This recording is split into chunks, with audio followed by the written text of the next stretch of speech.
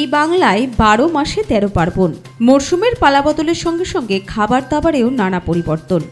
আর শীতকাল মানেই ধুম পড়ে যায় পিঠে পুলি খাওয়ার, বাঙালির ঐতিহ্য সংস্কৃতির অংশ। পিঠের প্রধান উপাদান হলো চালের গুড়, ময়দা, নারকেল, দুধ, বাদাম ইত্যাদি। পিঠের ধরনের ওপর বেশ কিছু উপাদান নির্ভর করে।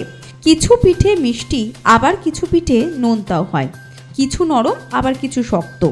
শীতের সময় হরেক রকমের পিঠে তৈরি হয়। দুধ পুলি থেকে শুরু করে পাটিসাপটা, রসবড়া, ভাপা পিঠে, সরু চাকলি, চুষি পিঠে। তবে এই পিঠে খাওয়ারও রয়েছে স্বাস্থ্যগুণ। জেনে নিন পিঠের কোন উপকরণে কত পুষ্টি রয়েছে আর পিঠে খেলে কতটা পেটে সয়। শীতের প্রায় সব পিঠেরই প্রধান উপকরণ আতপ চালের গুঁড়ো, যাতে আছে প্রচুর শর্করা, কিছু প্রোটিনও রয়েছে, অল্প পরিমাণে ফ্যাটও থাকে এতে। শর্করা শরীরে শক্তি যোগায়। এছাড়া ম্যাগনেসিয়াম, ফসফরাস, ম্যাঙ্গানিজ, আয়রন ইত্যাদি উপাদানও রয়েছে আতপ চালে।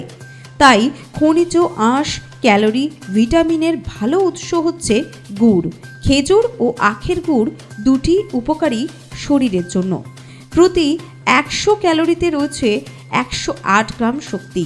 তাই পিঠে খেলে কিন্তু সত্যি পেটে সইবে। Bureau report, Nobel Bangla.